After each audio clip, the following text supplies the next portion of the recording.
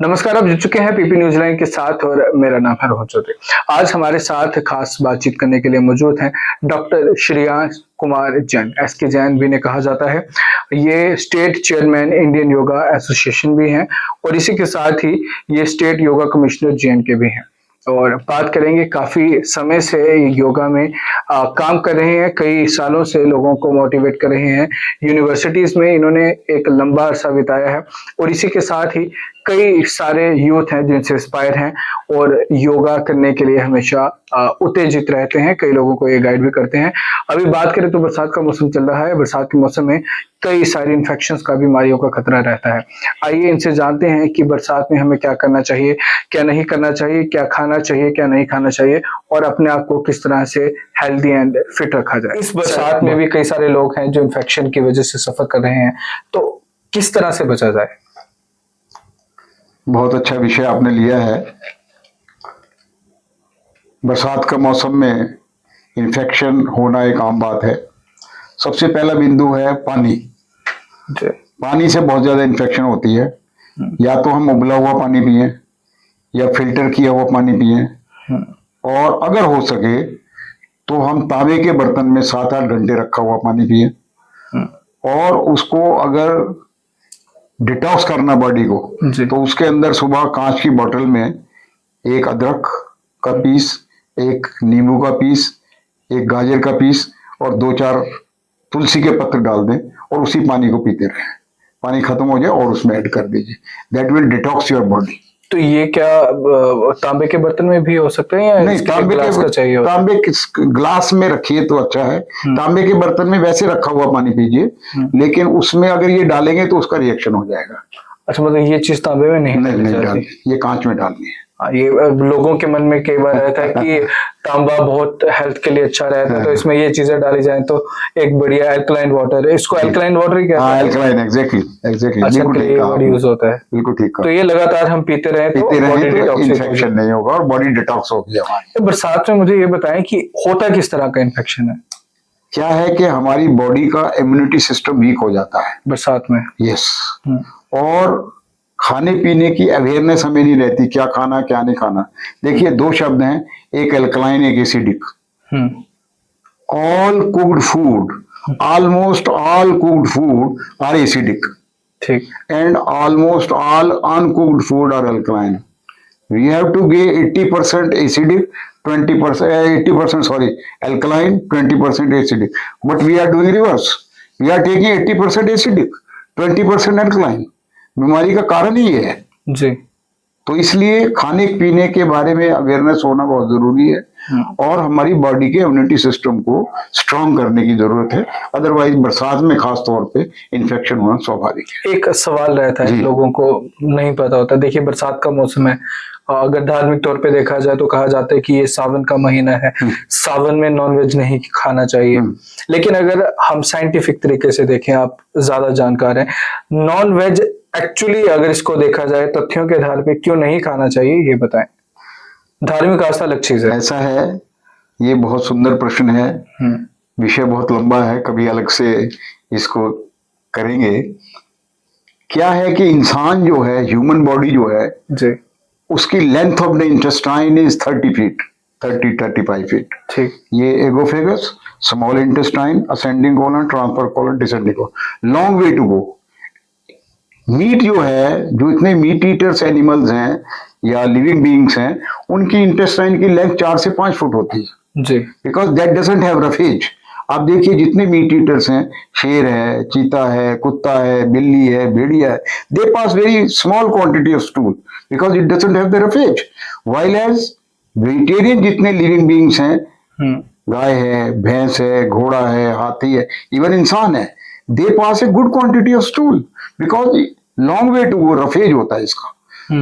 और जो vegetarian food है, इसको 4 घंटे से लेके 12 घंटे तक लगते हैं हजम होने में। वाइल एज जितना नॉन वेज है वो 18 घंटे और 24 घंटे तक भी हजम होता है। 18 से 24 यस।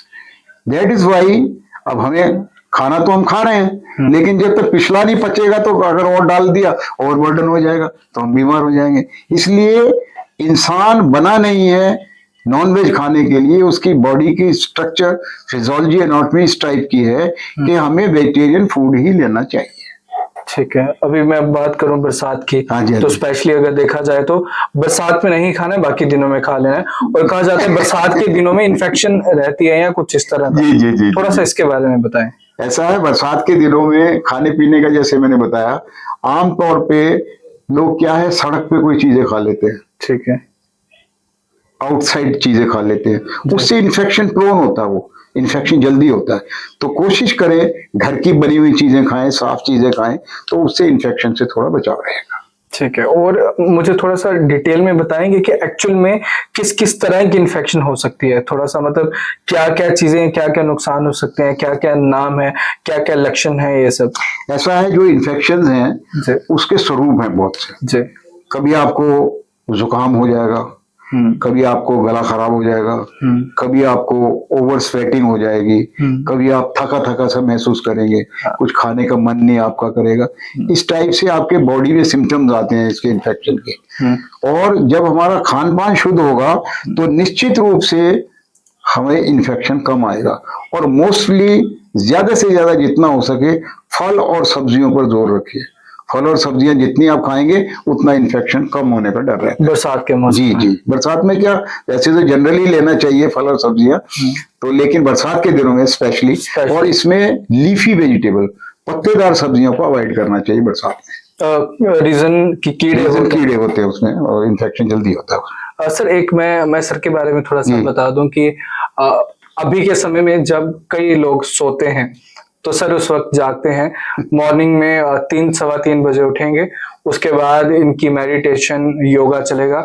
और एक और बड़ी चीज बता दूं, पिछले 50 साल से ज्यादा ये योगा में हैं और यूनिवर्सिटीज में पढ़ा चुके हैं, और अपनी जीवन की दिनचर्या यानी कि योगा, वो जैसे हमारे लिए हर एक चीज जरूरी है, हम खाना खाते हैं, सांस लेते हैं, तो सर जिस दिन योगा नहीं करते तो मे भी सर की दिन की पूरी दिनचर्या अच्छी नहीं जाती, अगर मैं गलत नहीं हूं तो। दिनचर्या भी अच्छी नहीं जाती, और मेरा अपना मानना है जिस दिन योग नहीं उस दिन भोग नहीं। मेरा नियम है कि जिस दिन योग नहीं किया उस दिन खाना नहीं खाना। सर आप बताएं सबसे पहले कि आपकी उम्र कितनी है। कितनी? पूछना नहीं चाहिए, आप बताएं। I am 76। सर की एज 76 है, और इस एज में सर बहुत एक्टिव है अभी भी। उसके पीछे एकमात्र कारण है योगा। हालांकि सर ने कई बार हमें भी कहा है कि करना चाहिए, लेकिन चलो हमारी दिनचर्या ही ऐसे, हम मॉर्निंग में जा नहीं सकते। लेकिन सर जो लोग मॉर्निंग में नहीं जाग सकते उनके लिए कुछ।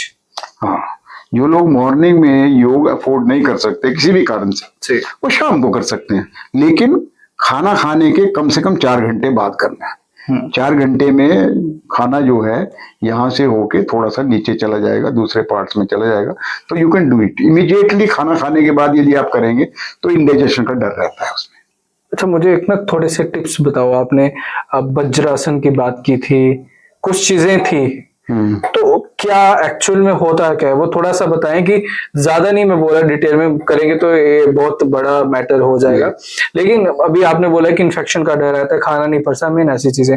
लेकिन ऐसा बताओ कि खाने से पहले कुछ ऐसा किया जाए कि हमारा खाना पच भी जाए, और खाने के बाद कुछ ऐसा हो कि हमें मतलब बुरा ना लगे, खराब ना लगे। ऐसा है, पहली बात तो ये है, खाने की जहां तक प्रश्न आता है, जी। कम से कम 20 मिनट खाने में लगाने। स्लो स्लो स्लो स्लो खाना। बिल्कुल slowly, because God has gifted teeth here. Intestine में टीथ नहीं है, हमारे दांत यहाँ पे है। जी। जब हम प्रॉपरली चिविंग करेंगे तो स्टोमक में जाके मस्टिगेशन होगा। मस्टिगेशन होगा तो यहाँ पे आगे जाके सेपरेशन होगा, सॉलिड और लिक्विड अलग होगा। फिर यहाँ पे बिग इंटेस्टाइन में जाके वो एब्जॉर्बेशन होगा लिक्विड का, जूसेस का। और जब हमने खाना जल्दी जल्दी खाया वो सारा सिस्टम गलत हो जाएगा, वन थिंग। सेकेंडली, खाना खाने के साथ में या उसके बाद में पानी नहीं पीना। We have not to mix solid with liquid. मतलब खाने के साथ भी नहीं पीना है? साथ भी नहीं पीना और बाद में भी नहीं पीना। खाने के कम से कम 1 घंटा बाद पानी पीना। तो खाने से पहले पिया जा सकता है? नहीं, आधा घंटा पहले।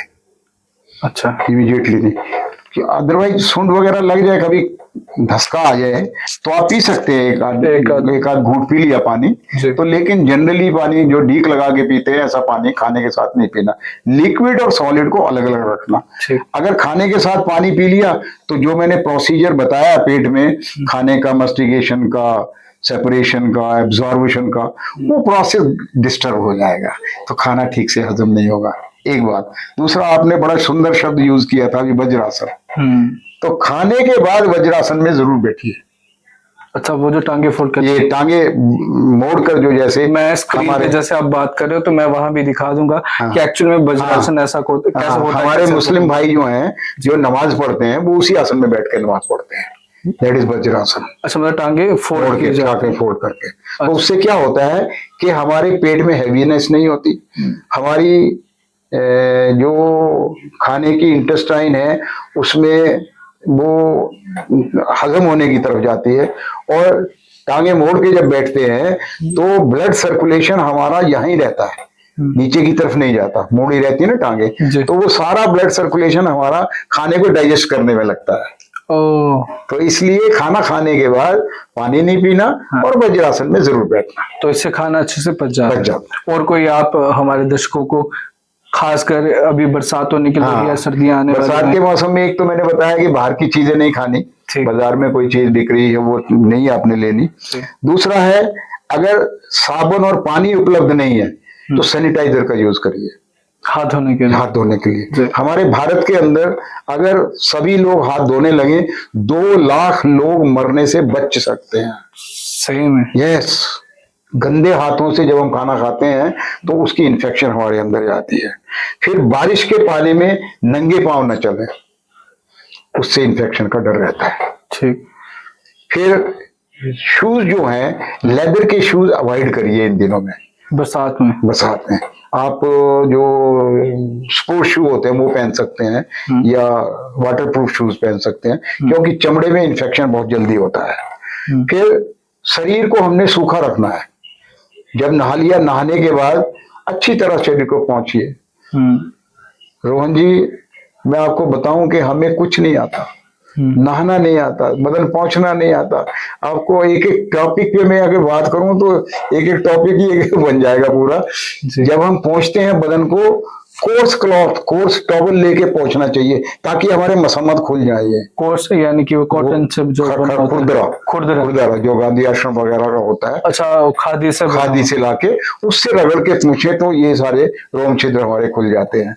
उससे हमारी ऑक्सीजन यहाँ से भी जाती है हमारे बॉडी के अंदर। अच्छा, हाँ, तो वो करें, शरीर को सूखा रखें। जब भी आप नहा लिए उसके बाद अच्छी तरह पहुंचकर तभी कपड़े पहनिए। गीले रखेंगे तो वो भी इन्फेक्शन का डर उससे बना रहता है जी। फिर डेंगू, मलेरिया, चिकनगुनिया आदि जो बीमारियां हैं, इनसे बचने के लिए मच्छरों से बचाव रखना है। वो कॉइल का इस्तेमाल करिए, कोई ट्यूब्स आती हैं उसका इस्तेमाल करिए, या अगर आप सैर करने के लिए जा रहे हैं तो जो आपके एक्सपोज पार्ट्स हैं, जो नंगा शरीर है, वहां पे आप थोड़ा सा नीम का तेल, उसमें सरसों का तेल मिला के उसको लगा सकते हैं, यहाँ पे, मुंह पे, हाथ पे या पाँव पे, अगर आपने निक्कर पहनी हुई है। या आपके पास अगर ये नहीं है तो आप नारियल का तेल लगा सकते, नारियल का तेल लेके इसको हाथों पे लगा, मच्छर जो है दूर रहेंगे, उनको ओरा बन जाएगा आदमी का, मच्छर उस ओरे में नहीं आएंगे। अच्छा, फिर घर के आसपास पानी जमा ना होने दीजिए, उससे भी मच्छर आ जाता है। हाँ, डर रहता है जी, डर रहता है जी। और रोग प्रतिरोधक क्षमता, जैसे मैंने शुरू में कहा था, इम्यूनिटी सिस्टम, उसको बढ़ाने के लिए आहार में हम बैलेंस रखें। हमें कैल्शियम भी लेना है, पोटेशियम भी लेना है, मैग्नीशियम भी लेना है, कार्ब्स भी लेने हैं, कार्बोहाइड्रेट भी लेना है। ये सब चार्ट पूरे मिल जाते हैं, लेकिन हम उसकी स्टडी नहीं करते। थोड़ा सा समय लगाएं, कौन सी चीज कब लेनी है, कितनी लेनी है, उसके बारे में थोड़ा सा चिंतन करें तो निश्चित रूप से हम स्वस्थ रहेंगे। अच्छा, भीड़ भाड़ वाले इलाकों में जाने से थोड़ा बचाव रखिए। जिसको खांसी है, जुकाम है, इन्फेक्शन है, उसका ये इन्फेक्शियस डिजीज बहुत है, ये सर्दियों में हो जाता है, उससे थोड़ा सा बचाव रखें जी। और फर्श और बाथरूम को नियमित रूप से एंटीसेप्टिक से साफ करिए। लाइक जो फिनाइल वगैरह। फर्नैल वगैरह, एग्जैक्टली, हार्पिक फर्नैल वगैरह होती है, उसे साफ करिए। और घर में उचित वेंटिलेशन रखिए, क्रॉस वेंटिलेशन होनी चाहिए ताकि फ्रेश एयर आए। अब एसी हम लगा लेते हैं, दरवाजे बंद कर देते हैं, एसी लगा के एक खिड़की जरूर खुली रखिए ताकि फ्रेश एयर अंदर आती रहे हमारे। ठीक। ठीक है। फिर हल्के सूती और लाइट कलर के कपड़े पहनिए बरसात में, जी। गर्मियों में भी। और बच्चों को गंदे रुके हुए पानी में खेलने से उनको रोकिए। जी। ठंडी चीजों के बजाय गुनगुना पानी पीजिए, और सूप वगैरह ले सकते हैं आप। गरम गरम चीजें लेंगे तो उससे इन्फेक्शन नहीं होता। पानी के बारे में जैसा मैंने शुरू में बताया था, पानी को उबाल के ठंडा करके रखिए, वो पानी पीजिए, दैट विल बी बेटर। फिर जो टीकाकरण जो होता है उसको प्रॉपर समय पर लगवाते रहिए। ठीक है। हाँ। और आंतों की सफाई के लिए आप प्रोबायोटिक दही वगैरह ले सकते हैं। दूध जो है आप कम लें तो अच्छा है, दही वगैरह जो है वो प्रोबायोटिक होती है, उसको ले सकते हैं। और दूध वगैरह अगर आपने लेना है तो दूध में हल्दी डाल के लीजिए। बिना हल्दी के दूध नहीं पीना। बिना हल्दी के दूध थोड़ा सा मुश्किल से पचता है बरसात के हाँ, मौसम में। मैं तो खैर ये कहता हूँ कि सीनियर सिटीजन्स को दूध लेना ही नहीं चाहिए। मैं दूध नहीं लेता हूँ, लगभग बहुत कम लेता हूँ दूध। तो आप छाछ ले सकते हैं।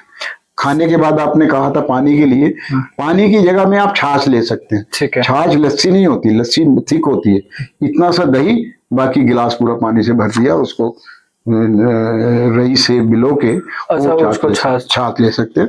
उसमें जीरा भुना हुआ या अजवाइन डाल सकते हैं, थोड़ा सा नमक डाल सकते हैं। मैं एक आखिरी सवाल पूछूंगा। आपने दूध की बात की तो मन में क्यूरियोसिटी आ गई, क्योंकि एक चर्चा का मुद्दा है, बार बार बातें होते रहती हैं।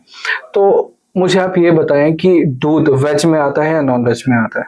क्योंकि अगर साइंटिफिकली जो कहा जाता है तो बोलते हैं कि अंडे में ब्लड सेल्स नहीं होते, तो वो वेज है, और दूध में ब्लड सेल्स होते हैं, ये नॉन वेज है। क्या कहेंगे सर आप? ये चर्चा का विषय है। वेगस सोसाइटी है अमेरिका के अंदर जी।